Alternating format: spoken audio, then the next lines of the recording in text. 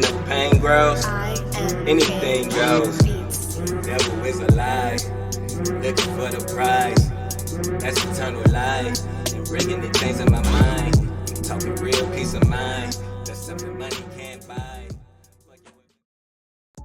What's up, YouTube fam? It's your boy KingMarcell, and I'm back with another video. Today we about to check out Kendrick Lamar 616 in LA. This actually explained. Now, the last video I did was on Euphoria, and it was by the same guy who does this on this channel. It's called What's the Dirt? And I'm not gonna lie, I absolutely love the way this man breaks down these music videos. So I really think this is gonna be the one-stop shop that I go to when I feel like I don't know something. Because usually I pretty much pick up everything when I do listen to music. I'm a music connoisseur, so you know what I'm saying, I like to like dissect things myself. But he actually had a couple things in that Euphoria explanation that I didn't even know, and that totally shocked me. I claim to be Kendrick #1 fan, and it was shouldn't have done that way. Clean over my head. So you know what I'm saying, we gonna check this out. Maybe hopefully he does the same type of job, because this is almost an hour itself too. Make sure you guys hit that like button, hit that subscribe button, and hit that notification bell so that you're notified whenever I do drop a video here. We on the road to 100 subscribers, so make sure you guys follow the kingdom and hit that subscribe button. Hurry up and join, and make sure you guys hit up the comment section. I really want you guys input here on the channel, so make sure you guys are hitting up on that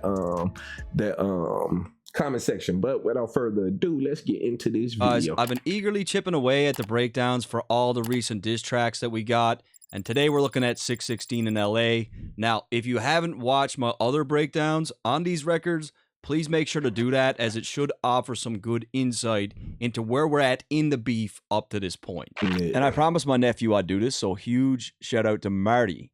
Marty wants to be a YouTuber someday, and if he wants to do it, he can do it. Don't let anyone tell you that you can't do it, okay, buddy? So right off rip, it was on Euphoria where Kendrick alluded to going back-to-back on Drake, and that's exactly what he did on this record, releasing 616 in LA just 3 days later. Back to back, I like that record. I'm gonna get back to that for the record. And this was something that I predicted over a month ago before any of the disses dropped, when all we had was the Like That record.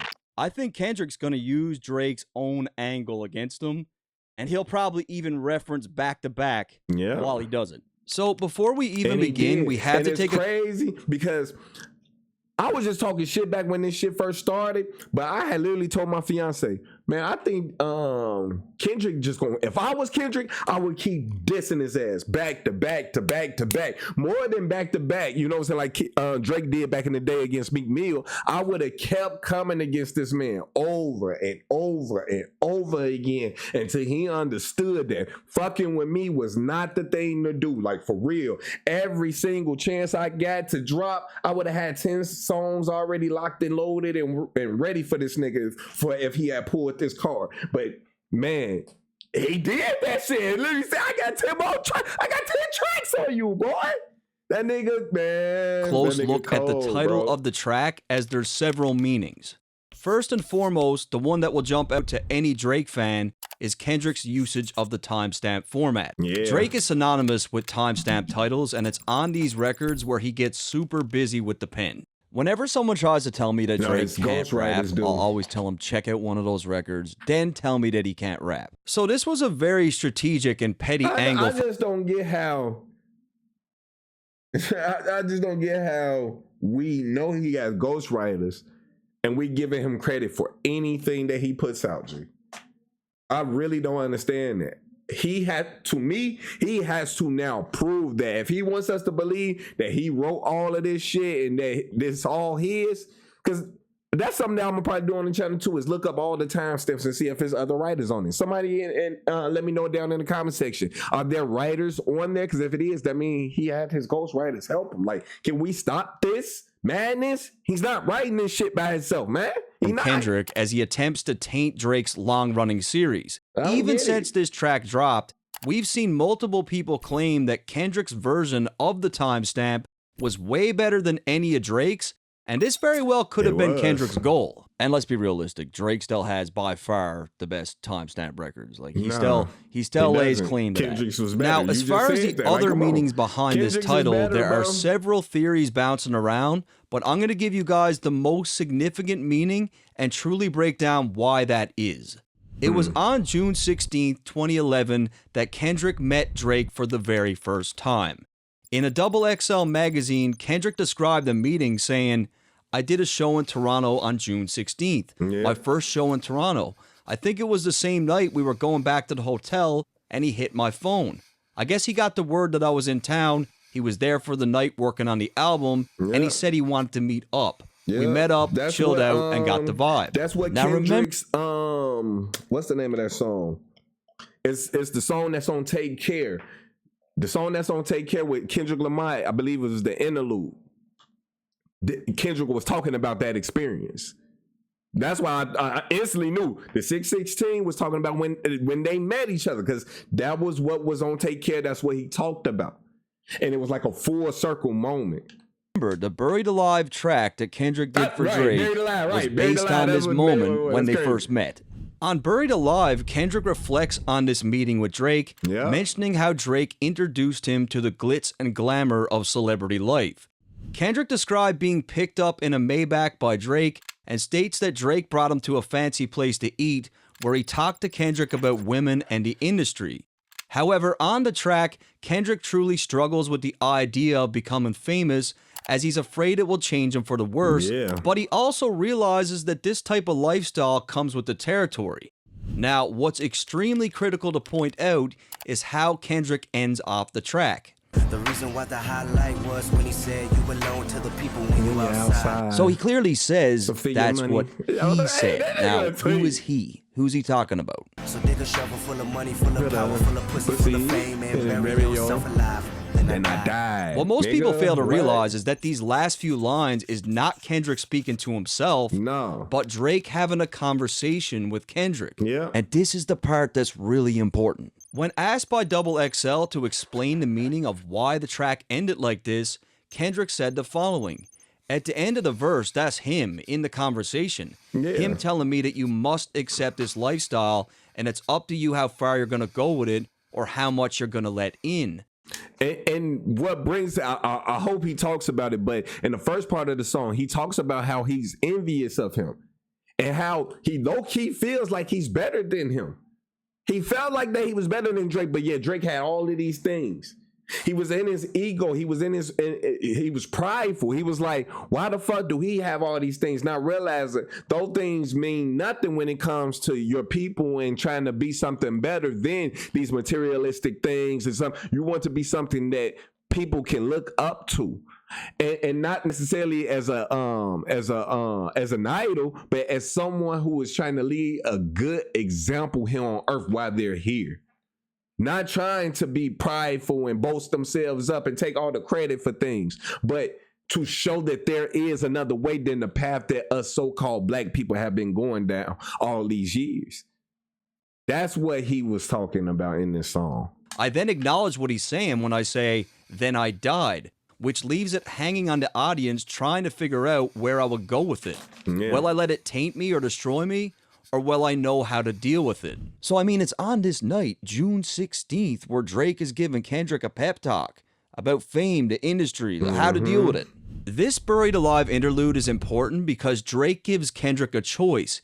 He tells him that fame will come and that it's up to him on how he deals with it. But the thing is, Kendrick wasn't the only person who needed to make this choice. This whole thing rings true for Drake as well because Drake had the exact same choice to make. And after Take Care, his fame exploded and he was completely consumed by it. Drake's lifestyle in 2024 isn't that much different from the lifestyle that he showed Kendrick back in 2011. It's like no growth. Drake is still living that same old rapper's life. It's just on a far bigger scale. Now, in the case of Kendrick, he's far more older in age.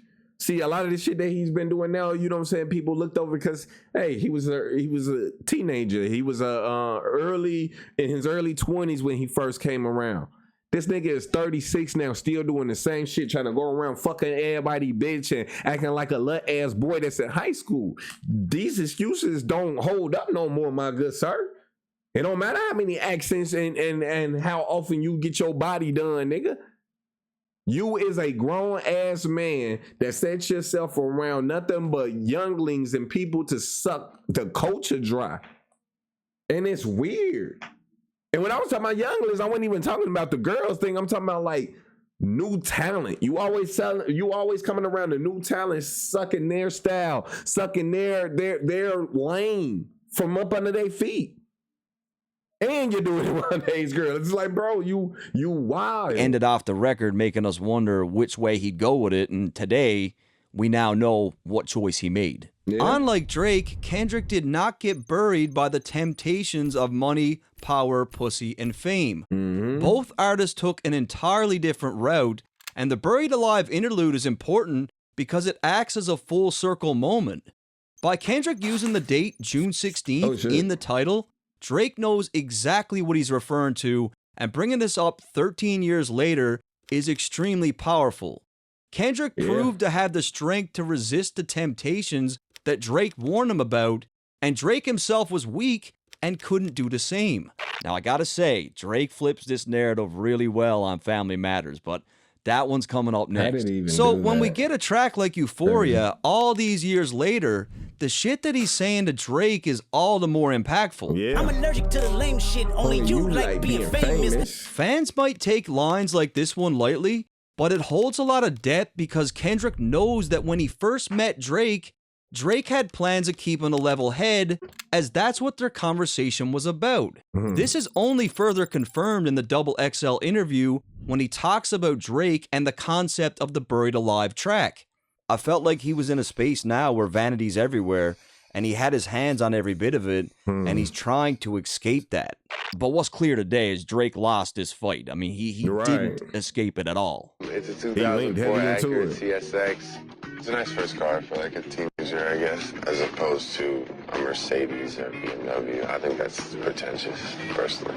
And this is exactly why Kendrick uses June 16th in the title and why it's so significant. It's by far the most significant use of the title. 616, the day that they first met, the first collaboration they did, Drake's sophomore album, an entire record was made about that moment.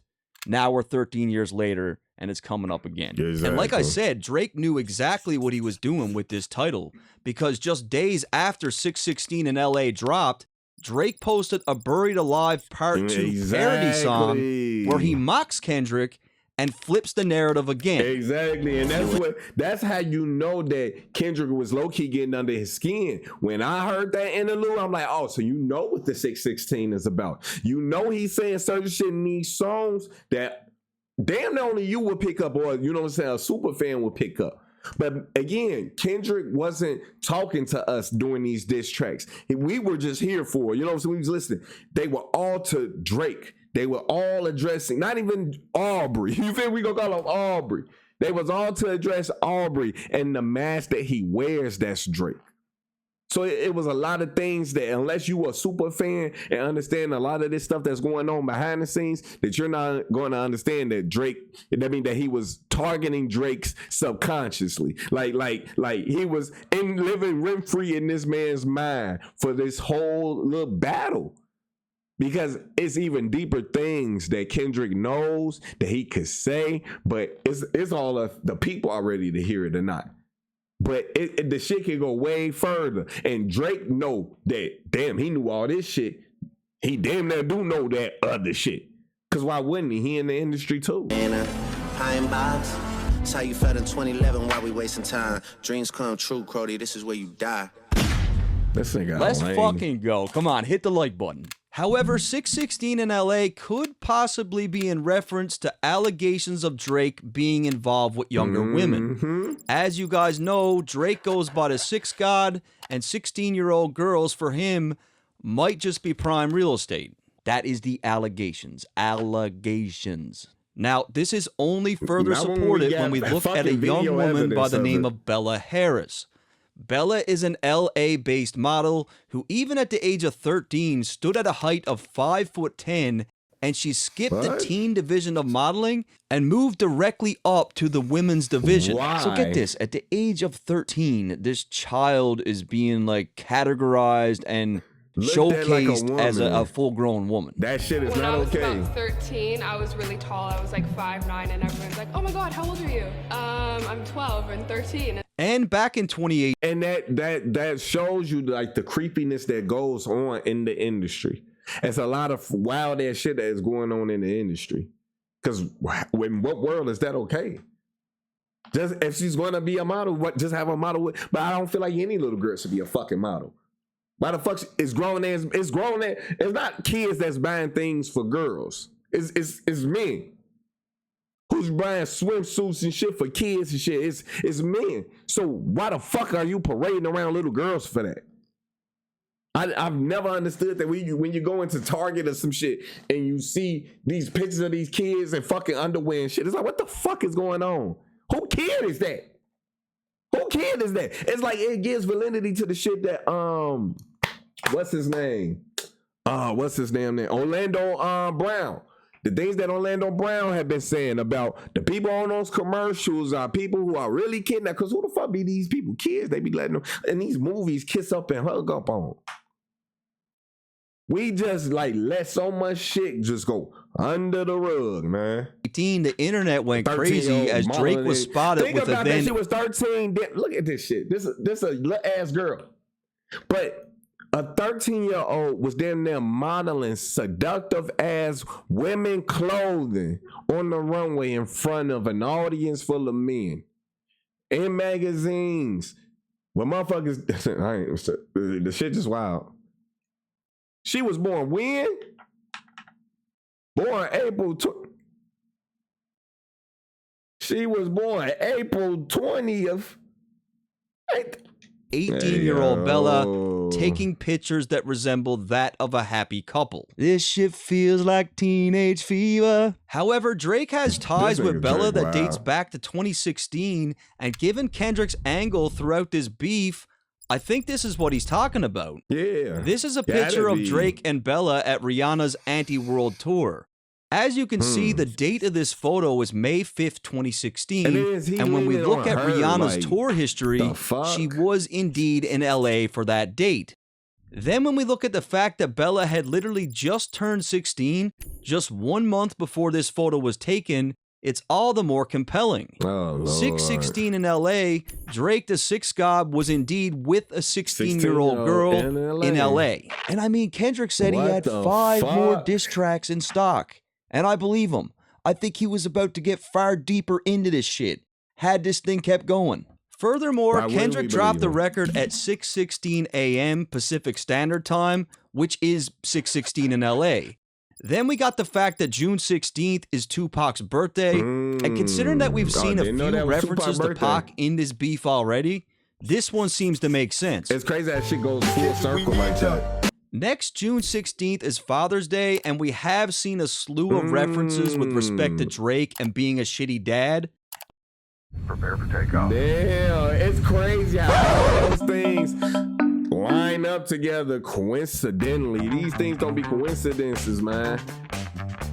It literally be like the fabric of the fucking universe. And also universe. Jabs towards the fact that it's like the fabric of the universe be like making shit line up like this. Is crazy. The Most High worked in mysterious ways, man. Drake's own father was absent. You don't know nothing about that.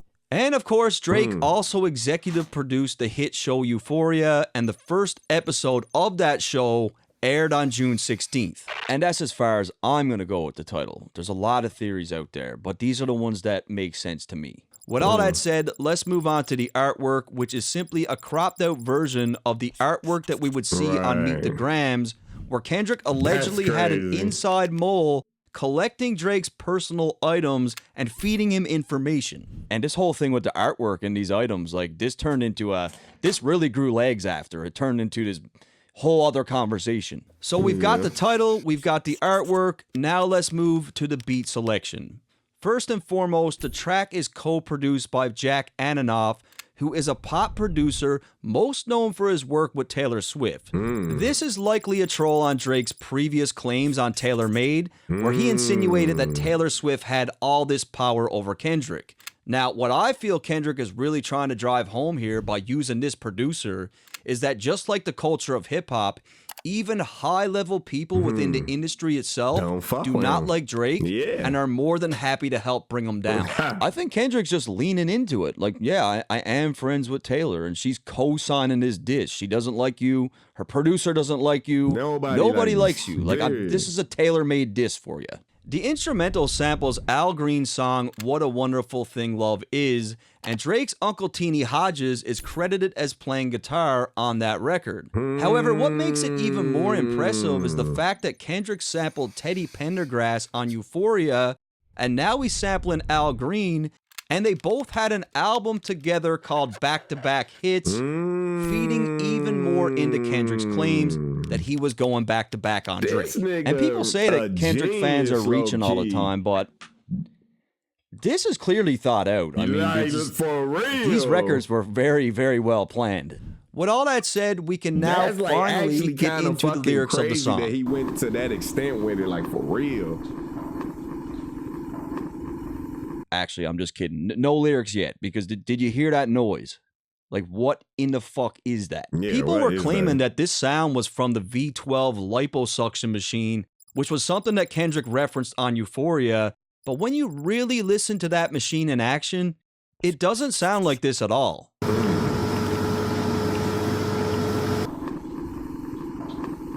And the main reason why this video took so long is because I got extremely subject stuck on finding out what the sound was.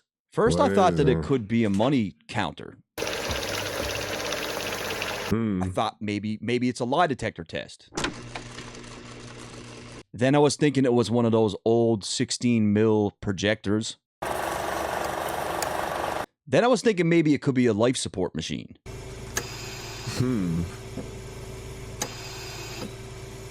I was manipulating an equalizer, changing the pitch, adding plugins, still couldn't narrow it down. He was doing and if it wasn't for my girlfriend, I would probably still be doing it right now because she had to tell me, look, Matt, it's time to move on. It drove me crazy because there's no way that Kendrick's looping that sound for as long as he did. Reason. And I just had a fucking idea. I don't know if you guys have ever donated blood before or donated your plasma, but if you have, it's a machine. So when you donate plasma, they hook you up, you know what I'm saying? They stick the needle in your arm, and you know what I'm saying? It's this machine, and it sucks your blood out. Was it that? Was it a blood sucking machine? Was it a blood sucking machine? Oh, I'm going to look up that sound after this video. It means nothing. Like, it means something. And Drake's probably the only one who's going to pick up on it. However, something I do feel fairly confident about is that if you really listen to the beat closely, Kendrick chooses to chop up the Al Green sample and loops it so that it sounds like he's saying, Boy Wonder. Yeah, I peeped that. Boy Wonder. Now, you got to remember, and this I feel track... like he did that too, because it's damn near Boy Wonder who the motherfucking snitch. That's who I think it is. I'm not gonna lie to y'all. I think Boy Wonder is the mole in the OVO camp. No bullshit. It's been just like subtle shit in the disses that make me feel like it gotta be one of the niggas who making your beats, because it gotta be somebody who has access to your music files.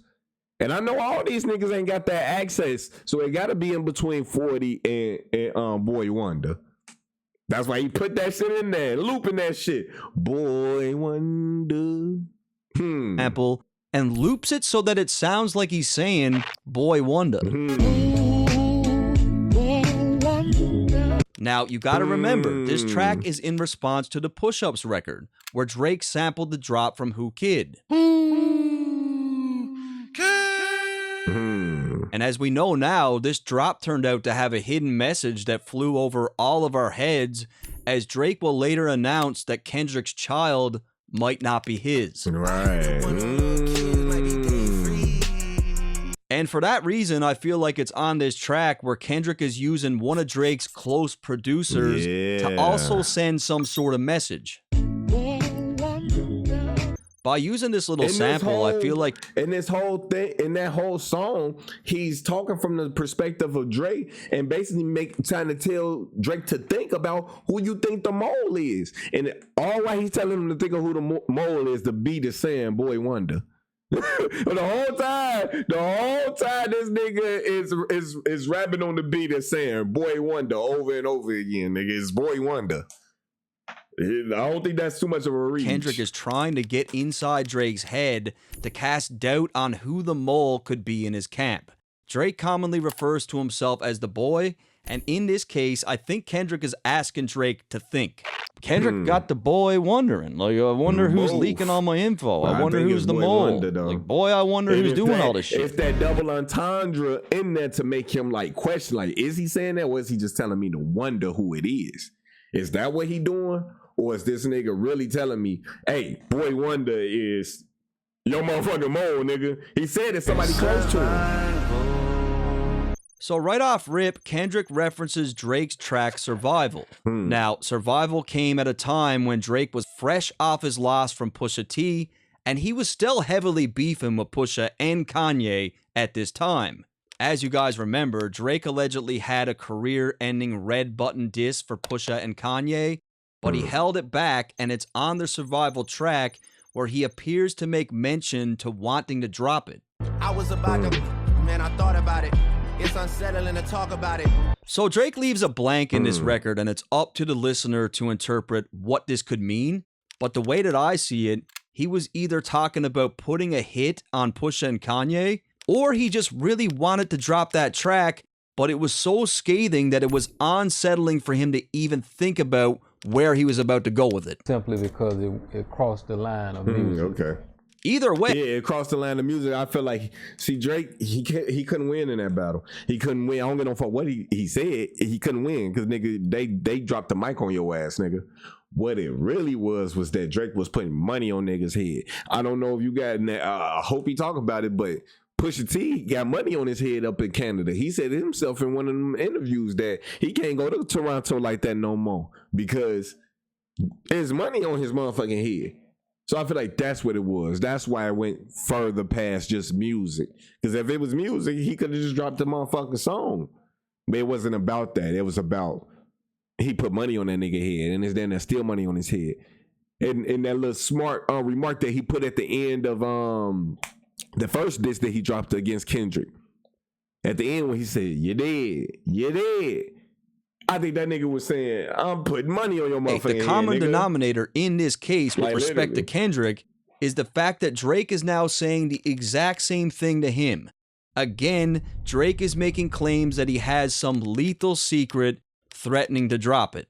This ain't even everything I know, don't wake the demon up. However, Kendrick's own senses are telling him that Drake is lying as he claims that he thinks, smells, and sees the bullshit coming. And just like the alleged held back Pusha diss, Kendrick claims he sees no fire.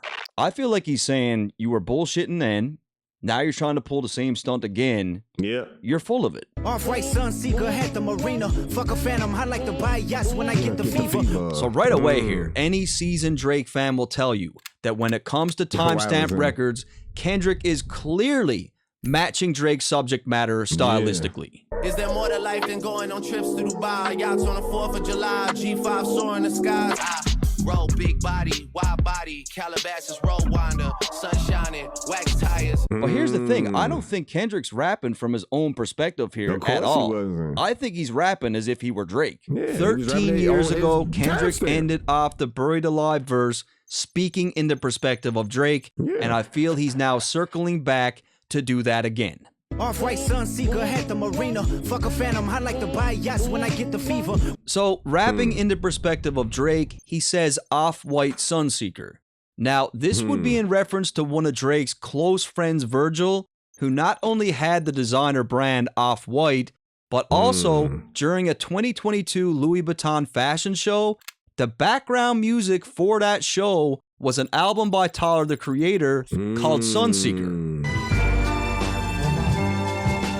And this was Virgil's baby. This was his show. He directed it. And rest in peace to Virgil. Secondly, a Sunseeker at the marina is in reference to a company called Sunseeker, which is a builder of luxury yachts. But in the next line, things only get deeper. In the second line, Kendrick, from the perspective of Drake, claims that he's tired of buying Phantoms and now likes to buy yachts when he gets the fever. First and foremost, you got to think about this. Kendrick does not rap about flaunting a lavish lifestyle.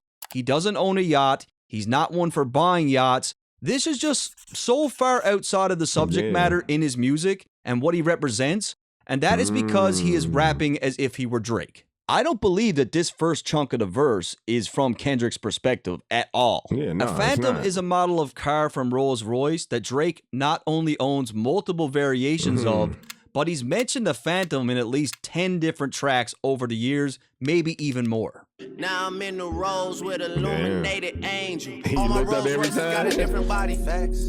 Bought a white ghost, now shit is getting spooky. Leg hanging out the Phantom. However, Kendrick is painting it as if the Phantom is no longer scratching the itch for Drake. He needs to go bigger, which is exactly what he did when he rented the Ocean Corel yacht in 2022. No one will say for sure how much Coral Ocean is worth. See, I feel like what he getting at now is that with all this yachting shit is that Drake, I don't know if you guys heard of females who basically sell themselves for people on these yachts. It just came out recently that what's old girl who used to be on Disney Channel was a yacht girl. Look up the term yacht girl and you guys will start seeing some disturbing things. So Drake started buying yachts to start doing yachting with underage girls. Cause wasn't what's her name? That little girl from Stranger Things on Drake's yacht. tell you, it's well north of $100 million. When Drake rented this yacht, he was going all over the place. Like, he was traveling everywhere. Now, here's where things take a turn and get a lot darker. Following up on his previous line about yachts, he claims that he likes to buy yachts when he gets the fever, and the fever is another builder of luxury yachts. Now, this is where it goes left. The Sunseeker has another line of yachts called the Predator, and as we know, Drake has a song called Teenage Fever. Oh, Lord. Now, where it gets crazy is when we look at Drake's relationship with Millie Bobby Brown. I like this nigga. Here she is with Drake on a yacht at the young age of 13. I like this nigga, photo was taken in 2017, shortly after his More Life album dropped, which had the track Teenage Fever, and coincidentally enough, You're still not done. This shit is crazy. The thought process that went into all of this. the media was categorizing it's the More really Life crazy. album as yacht rap. Now, to put the cherry on top, it was yacht rap. had the track Teenage Fever, and coincidentally enough, the media was categorizing the More Life album as yacht rap. Oh, wow. Now, to put the cherry on top, where was this picture taken? At a marina. Think about it. Sunseeker has a yacht called the Predator. Drake's More Life album was being called yacht rap. It had a track called Teenage Fever. He's with a 13-year-old girl on a yacht, and in this picture, they're at a marina. Wow. This is not a coincidence at all. It's not. And Kendrick drops plenty of little clues here, just in how he pronounces certain words. And if you pay attention to how he says, I like to buy yachts, he's actually making a reference to Dubai yachts. Fuck a Phantom, I like to buy yachts when I get the fever. Is there more to life than going on trips to Dubai? Yachts on the 4th of July. And back in 2015, Drake was very happy to announce that he was on a yacht in Dubai. And if you're familiar with Kendrick's catalog, you'll know. If you guys don't understand that, God bless him. Please. If you guys don't get that, in Dubai, a lot of wild shit be going on with those Arab princes and kings and stuff. They be renting boats and doing the shit, like I said, with yachting and going on 3-week party ventures with hella drugs and ecstasy and famous people and stuff. But a lot of people don't know that a lot of your favorite IG models go over there to get shit on and effed on. You know, I said shit, but we don't say fuck, but get fucked on and shit over there by these billionaires. And it just all goes under the rug, even though in those same countries, people get put to death for doing shit like that. But, you know, shit coming out. That he does shit like this a lot in his writing. Wine cooler spill on my white t-shirt, the sightseer. So again, Kendrick is rapping as if he were Drake. Not only does Kendrick hardly ever drink, but when he does drink, it's exclusively wine. Yeah, I drink. He drink wine. What's your what's up, baby? No, what's up? Yeah. No, it's okay. What? When you done, can you? Yeah. Okay, right. For beverage. Just wine. Like Jesus. What about, have you ever? Now, there is a huge difference in wine and wine coolers. Most men do not drink wine coolers. I'm talking about fruity drinks with soda and tons of sugar. Kendrick uses little keywords like this to let the listener know that this is not his life we're talking about. Kendrick's not drinking wine coolers, guys. Drake is the guy that loves wine coolers. That's pretty much all he drinks. And what's even more interesting is how wine coolers became his beverage of choice in the first place. Were you drinking white wine spritzer? I was. That's my drink of choice. It's basically my mother had a friend who I was always sort of like infatuated with. We used to go to her house and be poolside, and she used to like fill up a white wine spritzer, and she would like casually slide it and leave it there, and then she'd just show up with another one, and I always felt like she was trying to send me a message. So I've kept that a consistent theme. How we get it? Of course she was trying to send us completely inappropriate. How old were you? I don't know, like 15. But so I've kept that a consistent theme. And take a good guess at who else loves wine coolers. And that's the thing. And that's what I'm saying. Y'all gonna start to learn. Because how was your mother allowing this? First off, your mother wasn't there with her best friend. A lot of these child actors, because we forgetting Drake was a child actor. He damn near was the ultimate one. He was the one they was looking for. I'm saying it's not a joke, but they go through a lot of fucked up shit. He should not have been having that experience as a kid. He was a kid. And a grown woman was making him alcoholic beverages, giving him signs like, I will fuck. And we're not supposed to think that we're supposed to think it didn't happen. Because again, what was his mother doing when that happened? And then he's talking about it so casually and then says that he does it now. So is that why Drake always talking about that damn orange drink that he got? Because he really talking to these teens that he get fucked up off of that shit? Like, come on, this nigga is wildin', bro. Girls, right? And coincidentally enough, with respect to this line, a 17-year-old Madison Beer attended Drake's Memorial Day party in 2016, and she shared the following story. I met him actually like 2 years ago at his Memorial Day party. The funniest thing about Drake is he drinks wine spritzers. Like, that's all he drinks. How did you know this? I was like, can we go to the bathroom in your room? I was like, I just really don't want to wait on this line. And he was like, yeah, of course. And this girl had like a vodka cranberry or something in her hand, and she tripped and fell and spilled all over Drake. Like, all over his like white sweatsuit. At this point in time, Madison had just turned 17 2 months prior. Wow. And this only acts as further proof that Drake seems to allow much younger girls at his parties. Yeah, this Madison claims that Drake loves wine coolers, and then states that someone spilt the drink all over his white outfit. Kendrick seems to have been gathering this information about Drake for a very long time. And on this track, I feel like he's sending subtle reminders that most of us wouldn't catch. Fun fact though, his house that he has a bathtub that is literally the size of this room. And it's gigantic and so dope. I was like sitting in it. I was like, can I just lay here and like chill? I even found some footage. She was in the bathtub in his room. Oh, Lord, have mercy. House that he has a bathtub that is literally the size of this room, and it's gigantic and so dope. I was like sitting in it. I was like, can I just lay here and like chill? I even found some footage of this exact Drake Memorial Day party where you can tell that the women in attendance, to me, don't really look like grown women. Bro, these are all girls. These are all little ass girls. And I was gonna say this before, but again, I didn't know. I didn't know that he had fucking little girls there. But I was like, with this story that he's telling what this little girl just told us. I'm stuttering and shit. Like, what the fuck? She said she was in his tub. I'm like, was she in there half naked? Because they at his house. Was it like a pool party? And this little girl was in this nigga pool half naked. And then the proof is in footage of this exact Drake Memorial Day party where you can tell that the women in attendance, to me, don't really look like grown women.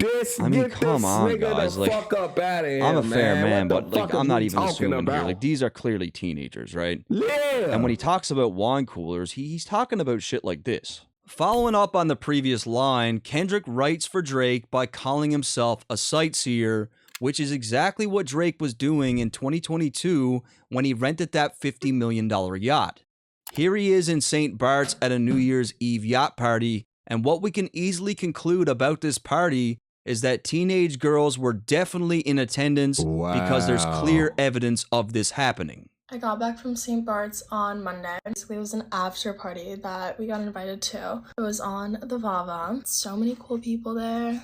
We talked with Drake for a little bit. This girl was born on February 5th, 2004, which would mean she was only 17 years old during this yacht party. I was just in St. Bart's with Drake on that 150 supermodels, innit? And I think that Kendrick knows something about these parties.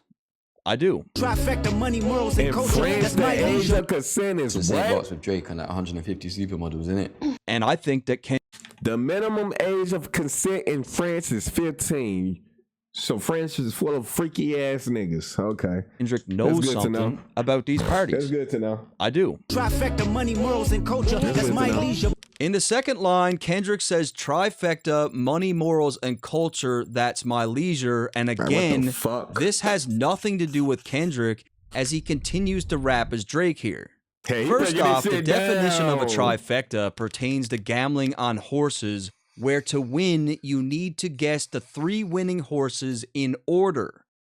That means that in the case of this line, money would come first, morals would come second, and culture will be last. This is how we can easily rule Kendrick's own perspective out, as money is definitely not his first priority. Again, it's little things like this where it's clear to me that he's not rapping from his own perspective. Exactly. Really, money really don't make me. I'm learning that now. Really? You know, that's not really my my peace of mind, having money.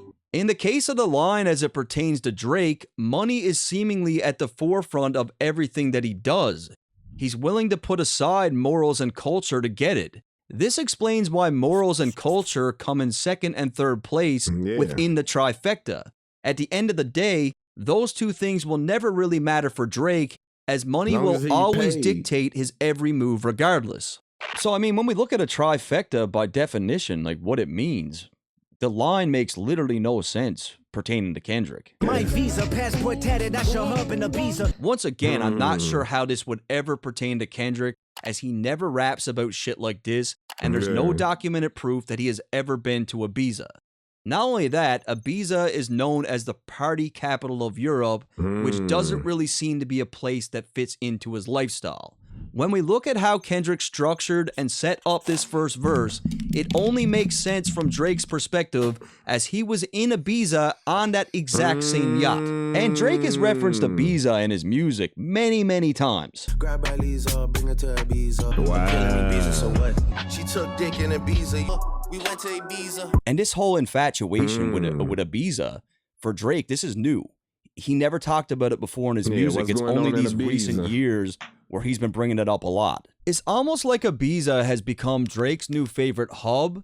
And if you listen to how Kendrick enunciates this line, that's exactly what he says. That's your hub in Ibiza, your hub in Ibiza. And I don't know why Drake loves Ibiza so much, but maybe Kendrick does. And again, in very recent times, Drake referenced a tatted passport in his music. My visa, passport tatted. I tatted your passport up. So this all ties and flows perfectly together in reference to Drake and how he lives his life.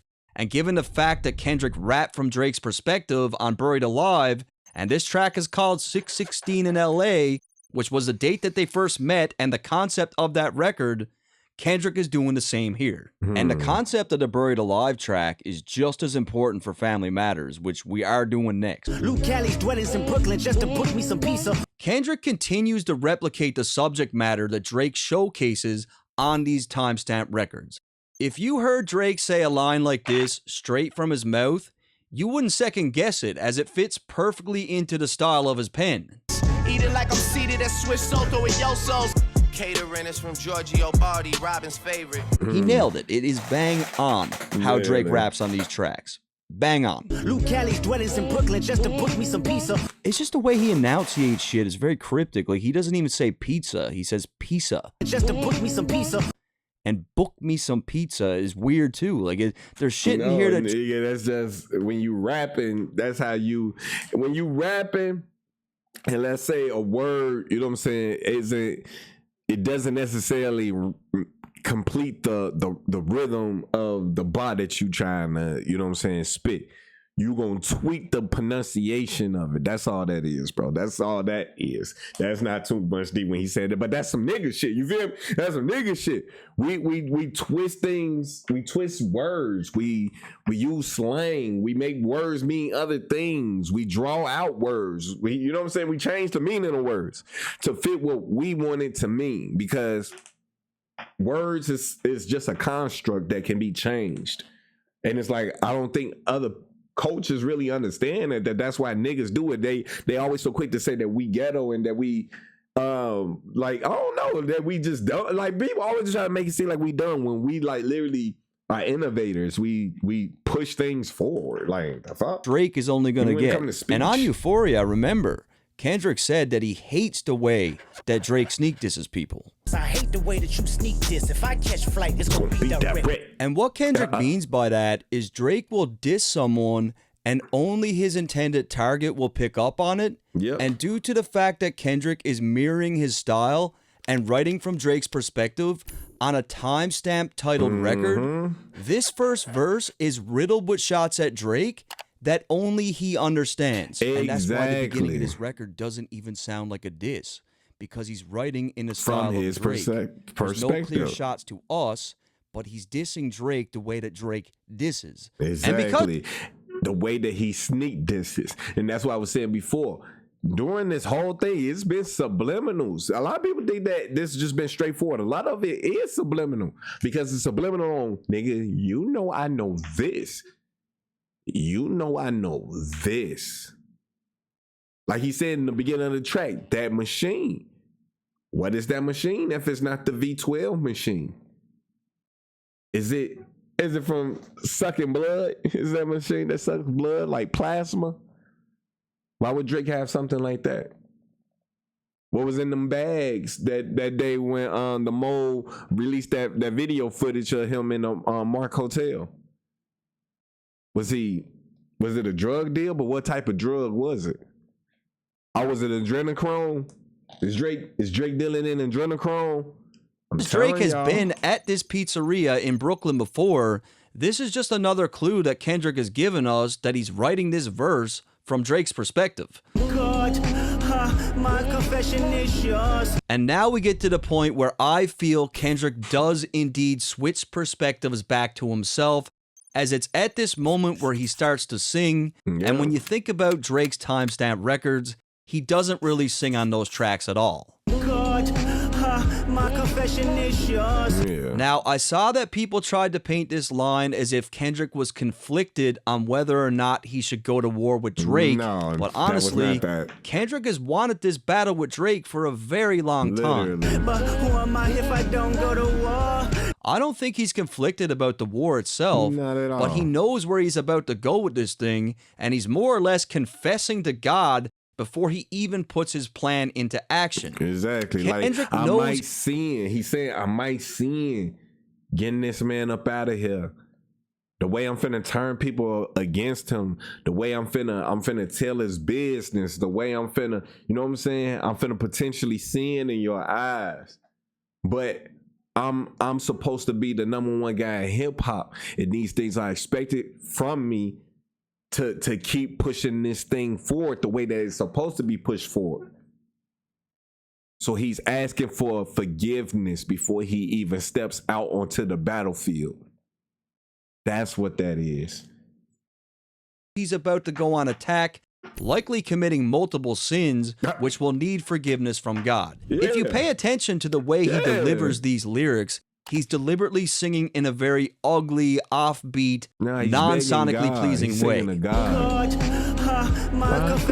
This singing style reflects Kendrick's internal chaos. He's holding some guilt as a dark side of him is about to emerge. is like he's saying, like, I'm sorry, God, like ahead of time. I'm sorry, but I gotta do this. There's opportunity when living with loss. I discover myself with not fall short. Some people thought that this meant Kendrick was worried about losing to Drake, and if he did, he'd learn something from it. But I don't think Kendrick even considered the possibility of losing this battle. I mean, let's be real here. He had this whole thing mapped out. I believe even at this point, he knew he had a winning strategy. Like, he knew he was going to win this thing. I feel that Kendrick knows that he's about to unleash a beast that we haven't seen before, and he's hinting at an internal struggle. When you think about it, Kendrick doesn't have any music in his catalog that resembles the subject matter on these diss tracks. Exactly, because his whole like discography has been about change, has been about moving forward in a positive manner. Literally, his whole last album was about therapy and moving forward in a positive route. Subtle confessions about things that he's done so that we're not looking at him with some type of God complex, like he's not human. He's done all of that, and then to turn around and come at Drake the way he is, a lot of people could find that hypocritical. But that's only if you don't understand why he's doing it. He's not doing it from a standpoint of envious. Drake has been someone who has been destroying hip hop that's near and dear to his heart, that he is a part of, that he feels like he's the number one in. And for someone like him to be stepping on something that he holds so near and dear to his heart, he like, I got to get him up out of here. I got to move him along. I think the loss that he's talking about is he's about to lose control of himself, right? He's about to lose. He's about to go against everything he stands for, like his faith. However, being a man of God, he knows that the Lord will forgive him. And he knows that going through with this thing will offer an opportunity for even more growth. Raise my hands to a falling sky. I fantasize to me, jumping planets and more. He's inspiring the next generation to not only not let someone like this come into hip hop and disrespect it the way that Drake has, but he's also leading the next generation in the subject matter of hip hop. And are we about to keep letting this drill music run the terrain of our music? Or are we about to bring back substance and meaning to it? That's what Kendrick is trying to do. At least that's what I feel like he's trying to do. And that's beautiful. Push it forward. He's squashing the beef between the Bloods and the Crips. This is one of the most beautiful things I've ever seen in my life. And I hope that it translates over to the BDs and the GDs, the just all of the gangs, man. I just hope all of the gangs just realize, like, man, the war that we've been fighting against each other, it's been a manipulated ass war that really shouldn't exist. And I hope that this is the start of it being over with. Straight up. So A Fallen Sky is basically an aftermath of a disaster, and it's here where Kendrick is daydreaming about the results of the war. He dreams of jumping planets and becoming immortalized as he's fantasizing about how a victory over Drake would cement his name in the hip-hop history books. Yeah. And Kendrick's a rapper's rapper. Like, he's a hip-hop guy. And a lot of our legends had beefs, right? So I'm sure he's thought about adding the beef to his resume. He had to. These thoughts are so strong for Kendrick that they overpower his own faith, and it's here where he really decides that he needs to go through with it. He truly confirms this when he says, I correspond, meaning he needs to fulfill this fantasy. So I feel like he's daydreaming about like destroying Drake and getting him out of here and how that'll feel, and then he snaps out of it. And he says to himself, I got to do this. I got to go through with it. I correspond. Kendrick claims that he has 3 angels watching him. And for anyone who's familiar with Christianity, you will be well aware of Michael, Gabriel, and Raphael. These are the 3 main angels chosen by God, and each angel represents something different. Given the fact that Kendrick knows he's about to embark on a journey that's testing his faith, he knows that these 3 angels are with him for guidance on the mission. And guys, he pretty much confirms this by bringing up some of these angels later on in the track. Outside of this biblical reference, in 2013, Kendrick lost 3 of his close friends, Chad, Pup, and Braze. He mentions these guys on multiple songs, but on a YG record, he makes reference to all three of them. From what I could gather, he was really close with all three of these young men, so it's very possible that the three angels is with them is these guys too. Put my children to sleep with a prayer, then close my eyes. Definition of peace. So coming off his Euphoria disc, Kendrick painted Drake as a deadbeat dad. This whole shit, I got a son to raise, but I can see you don't know about that. Kendrick states that Drake is not instilling the same family values as he is, and in this line, he confirms that putting his kids to sleep with a prayer gives them 100% peace. This is all he seems to need. With Drake's kid, it's almost like he wants them to be just as famous as he is. Like almost like the Kardashians' kids or something, right? Where he's all up in the interviews, he's in the music videos, he's all over social media. Whereas Kendrick, you know, you're hard pressed to find even a photo of his kids. It's just two different parenting styles, we could say at a minimum. Tell me who gon' stop me. I come from love. Kendrick makes a reference to himself as he moves with love, strong morals, and integrity. And by living this way, he feels unstoppable. In contrast, as we heard on Euphoria, he doesn't feel like Drake has the same values at all. So in Kendrick's mind, this is like a battle of good versus evil. Cover my heart, then open me up. So Kendrick refers to someone by the name of Estelle. Now, it's not 100% confirmed, but this appears to be his grandmother.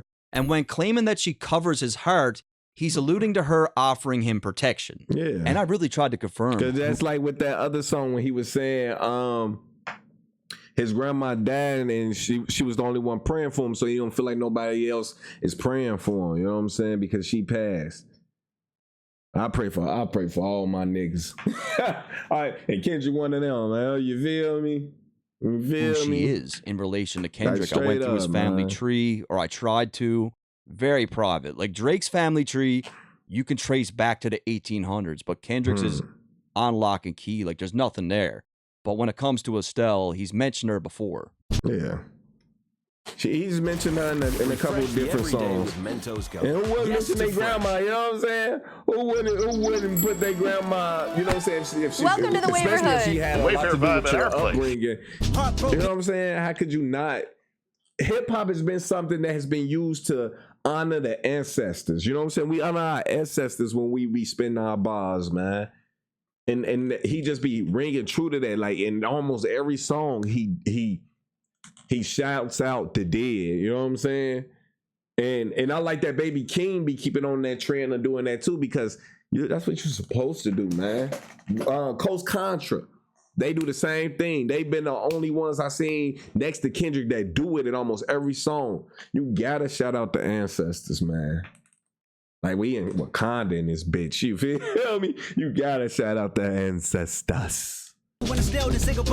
There's also the fact that during Coachella, he had her name on his custom boots, where it clearly reads Estelle Oliver. Estelle Oliver on his mother's side. So I believe this is his grandmother. Remember when picked up a pen, lyrics that I can trust, timid soul, staring in the mirror, asking where I was from. Kendrick appears to be reminiscing on a simpler time.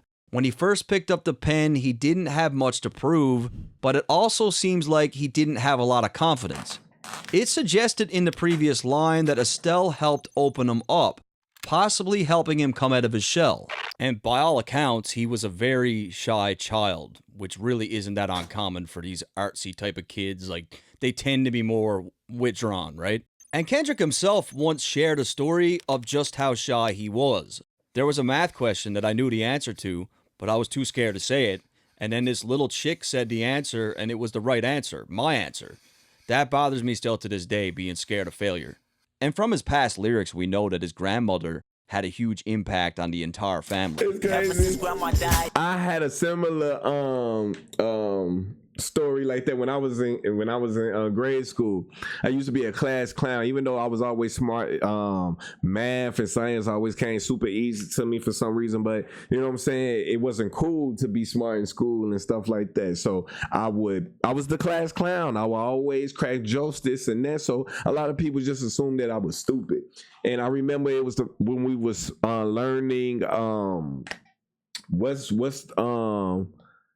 You know what I'm saying? What's 5 to the 5th power? What's 12 to the 6th power? And you know what I'm saying? We was just now learning that. I believe I was in 7th grade, and my teacher really didn't like me, Miss O'Brien. No, to this day, bitch, I still don't like you, you goofy hoe. But yeah, Miss O'Brien, she used to try to embarrass me, like on some weird shit in class, because I was the class clown. So she would like pick on me a lot in class instead of like trying to teach me and guide me in the right direction. She like low-key hated me, and I just did it because, you know what I'm saying, I was going through a lot as a child. So you know what I'm saying, it was just wild how she used to treat me. But I remember it was this trick question she gave it to us on for a homework assignment. She said on the homework assignment, it was, what is 1 to the 11th power? And I remember at home, I worked the problem. I'm like, man, why I feel like this is a trick question? Because 1 times 1 is 1. So it don't matter how many times you times 1 by itself, it's gonna be 1 based off the science that they teach us. You feel me? So go to school the next day. She, you know what I'm saying, everybody have to raise their hand for, you know what I'm saying, to pick an answer, right? I mean, you know what I'm saying, to get the teacher the answer. When it came to that question, I didn't raise my hand. You know what I'm saying? Because I'm like, damn, is this a trick question? Even though I was pretty sure I was damn near 90% sure that I was right. But you know what I'm saying? It's that chance that I'm wrong. You know what I'm saying? So I didn't raise my hand. Why this bitch picked me? Knowing it was a trick question, she picked me, right? She was like, Marcell, what's 1 to the 11th power? And I remember I looked at my paper, I looked around the classroom, and I was like, 1. The whole classroom erupted, talking about this dumbass nigga was like trying to go on me and shit. I'm looking like, damn, am I wrong? Everybody literally got this? Miss O'Brien, I look at Miss O'Brien, she shocked. That bitch, she shocked. No, he's actually correct. They what? What? How?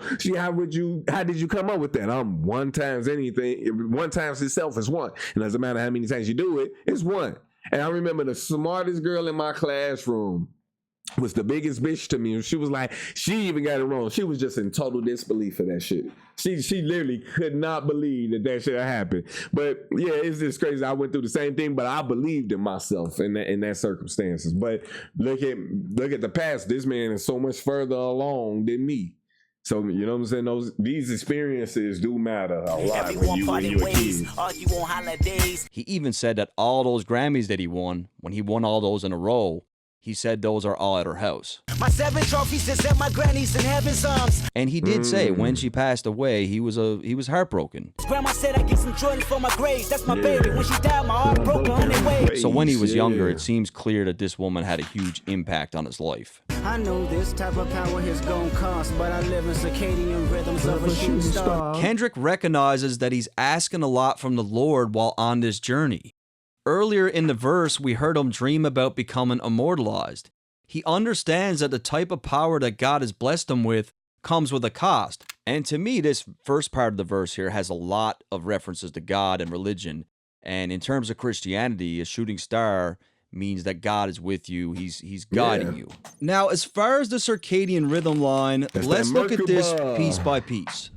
A circadian rhythm is the internal process in the human body that regulates when you sleep and when you wake up, and it's all linked to the Earth's rotation. Yeah. Now, a shooting star is a streak of light in the sky caused by a meteoroid burning up as it enters into the Earth's atmosphere. It's very fast, but a brilliant phenomenon. True knowledge. By combining these ideas, Kendrick could be suggesting that, like a shooting star, his life or moments in his life are intense but fast. Plenty of meteoroids remain in space, and only some are destined to enter the Earth's atmosphere and become shooting stars. Kendrick doesn't want to be another rock floating through space. He wants to make a lasting impact with his art, but he recognizes that he has a limited time on Earth to make this happen. He lives by his own rhythm, one that is unique compared to the typical predictable cycles most people experience. The life that he lives has intense, brilliant moments that stand out against the regular circadian rhythm. Coming off his previous line, this likely reflects his own impact on culture, where his presence is powerful and influential. Coming off the last line, Kendrick dishes out a triple entendre. Firstly, he refers to Raphael Urbino, a famous Italian artist who is ironically one of the big three artists that is responsible for curating a style of European art called mannerism. Secondly, Kendrick is talking about Raphael the Angel, which was one of the three angels that was referenced earlier, and Raphael is known for being a protector and healer. Lastly, Kendrick pulls qualities from both Raphaels by one, providing people with genuine art, in this case music, and two, his music acts as therapy for a lot of people and helps to heal them. And of course, last but not least, and this one went over everyone's heads, Raphael the Ninja Turtle. Literally. I'm fucking with you guys. I made that one up. He's just my favorite turtle, so I took the opportunity to get him in there. But the industry's cooked as I pick the carcass apart. So I look at this line very different from everyone else, and I'm not saying I'm right, but just hear me out. Kendrick says that the industry is cooked, and what I think he means by this is that the industry is a facade. Record labels are cooking the books and inflating the numbers. These labels are desperate and will do anything to give the illusion that their product is in high demand. By picking the carcass apart, I feel Kendrick is alluding to exposing even more industry secrets, as we heard exactly how he felt about it on Euphoria. And I think what I'm saying makes even more sense on the next line. Somebody's line, I can see the vibes on act. Even he looking compromised. Let's peel the layers back. So many people have accused academics of being on Drake's payroll and being on the record label's payroll. Now, it's no secret that record labels have been working with influencers, podcasters, streamers, and TikTok dancers to help with sales. However, it's even beyond sales because some of these guys like Aiden Ross and Kai Cenat seriously have the power to shape how an artist is perceived. Drake is UMG's golden boy, and I feel like Kendrick is insinuating that much like how they cook the books for their artist, the industry is crooked and manipulative, and they'll throw as many resources at this thing as possible to protect Drake's name. Let's peel the layers back. It's here where Kendrick appears to be threatening to expose more of these secrets as he plans to peel the layers back, which is something that Pusha said to Drake is during definitely a part of that too. I know y'all been seeing his Drake dick riding ass just on Drake dick, even after everything that has happened. He is still riding for Drake like a whole ass nigga. They motherfucking reaction to the Not Like Us music video has really cemented in my mind. I would never watch another piece of content from them boys, because it's one thing to be funny. Like, Act is at least funny. No, y'all are legit. Like, I mean, Act was going to bat for this nigga too, but it's the groupiness in this shit, man. It's the bitch assness of it all. I would never watch nothing. I would never take them serious about anything else, because it's like literally they were paid and bought for. After that shit happened with Joe Budden, I wanted to see them boys make it, but this is the shit that they doing. Nobody want to hear that shit, man. Nobody want to see that shit, bro. We just gonna peel it back layer by layer. Now, I've been watching Academics from the very beginning, and he's a well-documented Drake super fan. I think he just loves Drake. It's his favorite artist. I don't think he's paid off or anything. I just think he's definitely a massive Drake fan. Ain't no brownie points with VHS harassing. Fucking with good people make good people go to back. Kendrick makes reference to Drake's trolling antics from earlier on in the beef. Shortly after dropping the Push-Ups track, Drake decided to antagonize Kendrick's manager Ant by posting 2 pictures. Kendrick continues to paint Drake as the bad guy and bully in the situation by insinuating that Drake is picking easy targets. Ant is not a rapper and isn't known for causing issues with anyone, and because Kendrick is close with Ant, he's a good person to defend him. And remember on Euphoria, Kendrick said that he would inherit the beef for Pharrell, who, by all accounts, I believe is a pretty good dude. Conspiracies about Cash Dog, that's not even the leak. So, coming off the last line about messing with good people, Kendrick references Drake's bullying tactics against The Weeknd's manager Cash. A lot of people thought that Cash could have been the mole that was feeding Kendrick information, but he confirms here that this is not the source of the leak. But I think the line actually works in another way also. Do the whole back of this beat. Do the whole song. All you hear is Boy Wonder. It's Boy Wonder, nigga. Conspiracies about Cash Dog also perfectly ties into Drake's claims about Kendrick and Top Dog, where Drake stated on push-ups that the label was extorting Kendrick and taking 50% of the profit. Find the jewels like Cash Dog. I just need you to think. Kendrick really starts to play with Drake's head as he's asking Drake to think a little bit harder about who the mole could be. He makes a reference to Cash Doll, who was once robbed for $500,000 in jewelry. It would make a lot more sense if we could find out that it was someone close to Cash Doll that took this jewelry. But in order to do that, someone would need to watch all of her interviews. It was around the time I lost a whole jewelry box full of jewelry in L.A. Somebody stole it from me. Oh, I remember that. You went right. Yep. Okay, yeah, and it hurted it hurted. Because you didn't lose it, somebody took it. Yes, somebody stole it, so that's somebody you trusted. Yeah. But it's not just about the items too, right?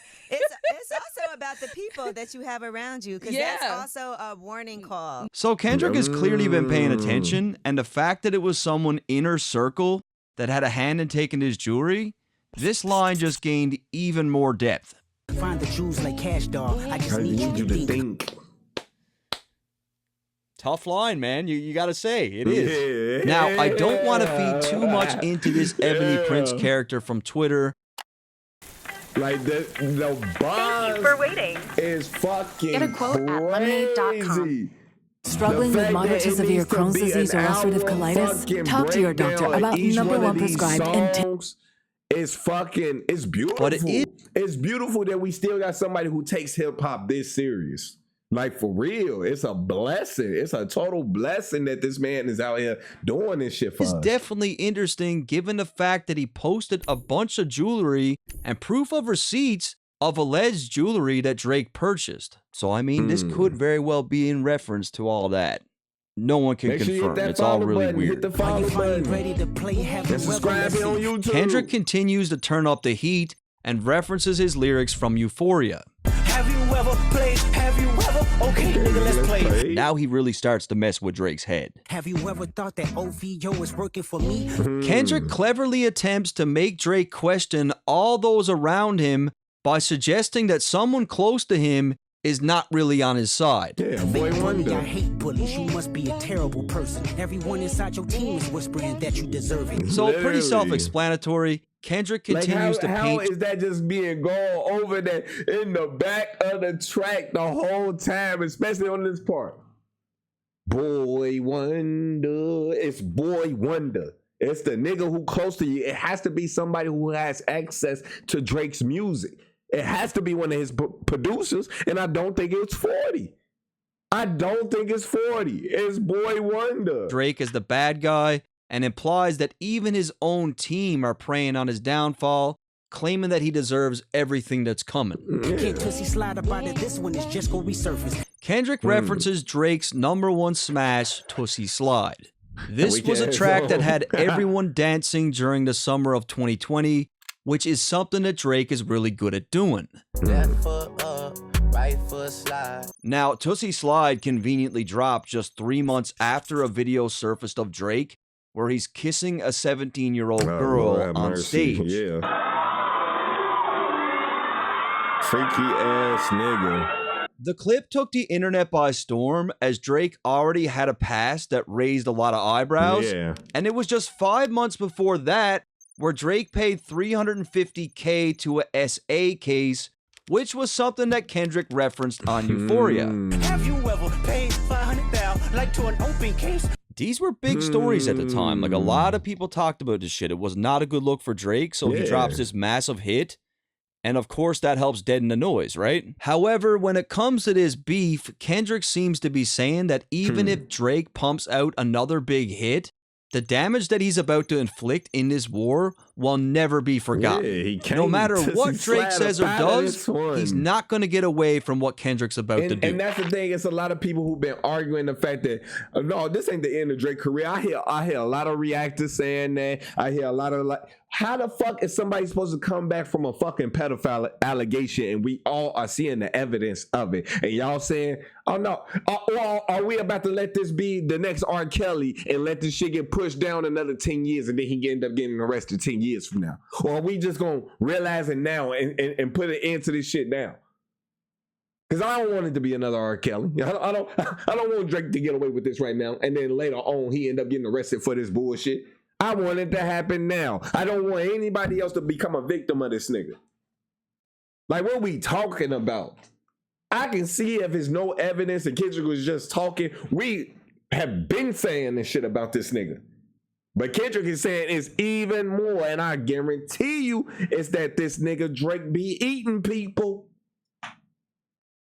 That machine in the beginning of this song, that I believe that's a machine to suck plasma. Why the fuck is he putting that in the motherfucking song? Research adrenochrome.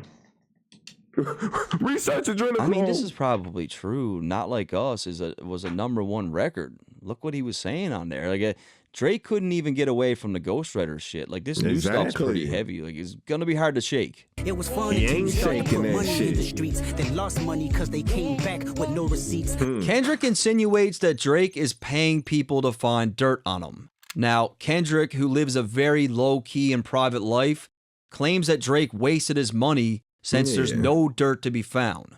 Like and it's also clever $100,000 because, you know, you somebody can't get snitch your on money Kendrick. back Ain't nobody from a snitching on that store nigga. without You the gonna have to receipt. pay up somebody $10 million. And they still gonna fuck around and see you all. If the world is ready to see him bleed. Kendrick claims that the world is ready to see him take Drake's head off, and when we think about this beef, it seems like this was really the case. Kanye nigga, even said that all the rappers were excited to eliminate Drake, Of course and they everyone was. from the casual hip-hop fan to people that didn't even listen to the genre were chiming in to tear Drake down. Yeah, because we tired of this nigga. Why else would Future and Metro create an entire album with most of the motherfuckers in the industry dissing this nigga? And we still wondering if that's the case? Like you just said, like he just said in this video, Taylor Swift's producer made the first beat. What's on Euphoria? Or was it this song? It was either this song or Euphoria. But Drake tried to say all that shit like, oh, you got to answer to Taylor and this and that, and Taylor made freestyle. Everything Drake said during this shit has failed through the cracks. It was no legitimacy in anything that he has said. But yet it's still people out here saying Drake won. Like, get the fuck up out of here, man. It was at the point where people were hating on Drake and they didn't even know get why. up outta Like, here, they'd be like, I'm a seriously. fucking metalhead, but fuck Drake. KTW. So the word Elohim can actually be found in the scripture of multiple religions. In Christianity, it can be found in the Old Testament, and in Judaism, it's used in the Hebrew Bible. However, in both religions, it's recognized as a word for God. Kendrick could be using this here as a word of common ground between the two religions to state that regardless of the faith, he is the God. And in the exact same context, he uses this word on Family Ties, which is a record that I always thought was full of shots at Drake. Y'all understand the angels and the gods of all the pantheons of all of the different religions in the world, they all talking about the same things, but it's a most high God that's over all of the so-called angels or the lower gods, the lowercase g gods. It's simple. It's not hard to understand. It's the fact that we start idolizing the angels over the most high God. And that's the problem. We're not supposed to do that. Now, the KTW thing is cryptic as it gets. Like, I cannot figure it out. I look for days and days. None of the theories that I saw make sense to me. I think it's something that only Drake is going to understand. But if one of you guys know, or you think you know, leave it in the comments. It drove me crazy. No, you can't sleep. These images trouble you. Know the wires in your circle should puzzle you. Kendrick continues with the mental gymnastics. He paints Drake as someone that is tossing and turning to figure out who the mole could be in his camp. He does this by referencing a wire in his circle, which is something that rats will wear when gathering information for the feds. And this is going over all of our heads because clearly the line is layered. There's something there. It's very eerie. It's very cryptic. No, you can't sleep. These images trouble you. No, the wires in your circle should puzzle you. who deals with the wires? You feel me? Who deals with the headsets, the setting up the equipment and shit in Drake's circle? I think that's what that's a nod to. It has to be someone who has access to the music. Who in Drake camp has access to all the boards? Who know all the passwords to all the computers? Who know the lineup? Who know where Drake is gonna be at all times? It's only two of them.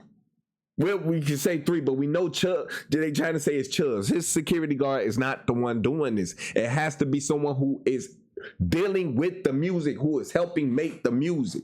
That's either 40 or Boy Wonder, and this whole song is saying Boy Wonder over and over and over again. Like, come on, this shit is simple. There's something we're missing. If you were street smart, then you would have caught that your entourage is only to hustle you. Kendrick comes in with a bit of a cultural reference here. Drake isn't from the streets, but over the years has surrounded himself with street people. It's not uncommon in hip-hop for a rapper to have an entourage of people who are only around for their own benefit. So Kendrick's saying, like, Drake is so ignorant that he believes that these guys really like him when they're just using him. His money. And Kendrick's a little wiser to it. Like, he's seen this play before. 100 niggas that you got on salary, and 20 of them want you as a casualty. Kendrick makes reference to the people on Drake's payroll. Now, this could be a reference to anything from the people that signed to his label, the team of writers that he's employed, streamers like Aiden Ross or Kai, his mob ties connection with Jay Prince, or any of the other street connections that he may have established over the years. And he's saying 20% of these guys want you out of here. They want you gone. And one of them is actually next to you, and two of them is practically tired of your lifestyle, just don't got the audacity to tell you, but... Now, I'll be honest, guys. I'm not going to sit here and pretend to know who Kendrick's talking about here. Is it 21 Savage? Is it 40? Is it Yachty? Is it Chubbs? Who really knows? It does seem very specific, and Kendrick says this with such conviction. Yeah. But at the same time, this could also just be a war tactic to get inside Drake's head even further to make him question absolutely anyone that's close to him. It's a crazy angle, but no one knows for sure who he's talking about. Let me tell you some game, cause I can see you, my little homie. You playing dirty with propaganda, hit blow up on you. Coming off the last line where Kendrick claimed that people close to Drake don't have the heart to tell him the truth, Kendrick claims that he's about to give some advice to Drake as he can see through his dirty propaganda and suggests that it's going to blow up in his face. And it did. This could be in reference to the narratives that Drake has been planting about his failed relationship with Whitney, the 50-50 split rumors with TDE, using streamers like Aiden and Kai to help with public perception, or cooking the numbers. You're playing nerdy with Zach Bia and Twitter bots. So remember what I mentioned earlier about Kendrick's thoughts on the music industry when it comes to cooking the numbers. Yeah. Popular influencer Zach Bia hosted an online DJ segment on his Instagram during COVID-19. The show garnered a huge amount of traffic, and he even premiered Drake's hit Tootsie Slide. It's about to be the hottest song in the world. Song of the summer. No sequence. What Kendrick is trying to get across here is that Drake uses every resource imaginable to manipulate the masses. Yeah. He drives this home even more with the reference to Drake using Twitter bots during the beef, which is something else that he was accused of doing. But your reality can't hide behind Wi-Fi. Kendrick claims that what he's about to reveal about Drake will be so extreme that all his old tactics won't work anymore. Literally, you said you won't be able to hide on Wi-Fi. Why was that? Why you wasn't gonna be able to hide on Wi-Fi? Cause nigga, that shit gonna be on the news. That ain't shit on the news, nigga. That shit, don't matter. You ain't on the internet, nigga. You was gonna be walking by. You was gonna be walking in your appointments and on the TV screen when you know how everybody got this shit on the news. You gonna see them talking about this, nigga. That's what he was perfectly saying. into what he said earlier about not being able to Tootsie Slide his way out of the situation by using someone like Zach Bia for internet games. Your little means is losing steam. They figured you out. Kendrick claims that Drake's Instagram memes and the trolling that he was doing is losing steam, which is 100% correct. It's facts. In hindsight, all the childish bullshit that Drake was doing online only made him look even more ridiculous when this beef came to a close. It really annoys me because when Drake went against Meek, he was quiet. He let the music talk. And now in this beef, he acted like Meek. He had the Twitter fingers. He was doing all these memes, and because he knew it just made him look ridiculous. The first opinions is not convincing. I need a new route. So again, back to the streamers, influencers, podcasters, and media personalities. Many said that UMG and Drake were paying these people off, forcing opinions. It's a little bit ridiculous. I mean, even people were saying that I was paid off by Drake. Tons of people. It's like if anyone says anything good about him, they're on some sort of payroll. Like maybe he's doing some things right. Maybe some people agree with him. No, it's either that or y'all some weird ass niggas. That you look around who's around you before you figure that you're not alone. Ask what Mike would do. So in the first line, Kendrick is advising Drake to take a good look at his team, assess the situation, and start questioning who's really loyal here. Yeah. He then suggests that Drake is not alone with his OVO team, meaning that someone from outside is always present.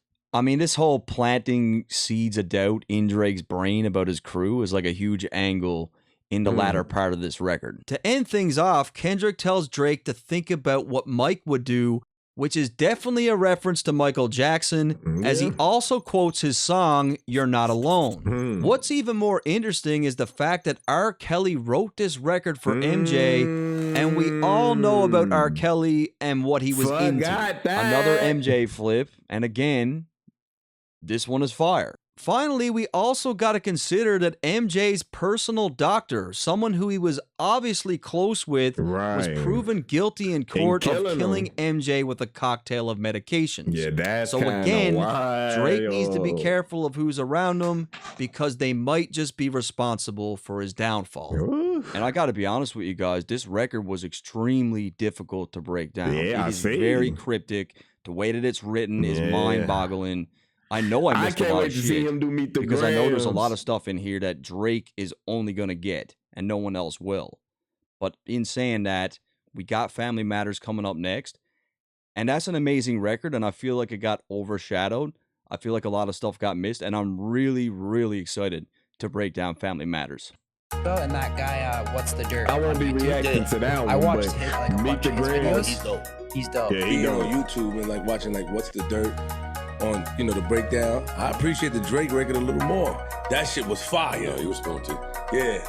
But there's a long history of Kendrick and J. Cole kind of taking shots at each other. Shout out to my boy, What's the Dirt? He got a great YouTube channel where he's broken down all of this in extreme detail. What's the Dirt is so dope, bro. He kills it, right? His Kendrick so and Drake. Hold it, bro. That shit is so hard, dog. Run it back. And shout out to my dude, What's the Dirt? Because I do like him. I do. Oh, yes, he's dope. What's the Dirt? Shout out to that person. The homie looked like he did a good job. I saw that clip on YouTube. The guy did a good job. He did a good job with that. It came across my... It's crazy. This guy's the Nostradamus of rap. Fresh out the club on my way back to the mansion. You know, lie. What's the dirt? You got it, bro. You got it breaking this shit down, man. I'm telling you, I'm coming to your channel for all my music breakdowns for real. You got 1.1 million in 12 days. You are now the GOAT at doing this shit, bro. For real, officially. So keep doing your thing, man. But the thing with Drake, man, I think this is the end, man. I want it to be the end. I'm not gonna lie to y'all. I don't like Drake. And I feel like it's for all the same reasons that Kendrick do. Now, I don't know Kendrick dick eating shit or no weird shit like that. It's on some Drake has been a fucking cancer out here, and if y'all can't see that, y'all can't recognize that, y'all can't admit that, then I don't know, man. I don't know if this shit is true. If any of these things can true, let just a fraction of the things that have come out about Drake within this has been true. He is not someone who should be supported out here in our communities. That's just real. That's just me being as real, as frank as I can possibly be. He should not be someone who speaks on our culture. No one's culture, for that matter. Maybe that's just me. Let me know down in the comment section what you guys think. Do you guys think that What's the Dirt has done a great job on this breakdown? And if it's things that he missed, you know what I'm saying? If it's things that I missed, let me know down in the comment section. You know what I'm saying? I'm trying to build this community up. I'm trying to get more engagement here. So you know what I'm saying? Hit that comment section up. But make sure you guys like the video, hit that subscribe button, hit that notification bell so that you're notified whenever I do drop a video here. We on the road to 100 subscribers. So make sure you guys follow the King to go and hit that subscribe button. But with that being said, KingMarcell out. Peace. When the pain grows, anything goes. Devil is alive, looking for the prize. That's eternal life.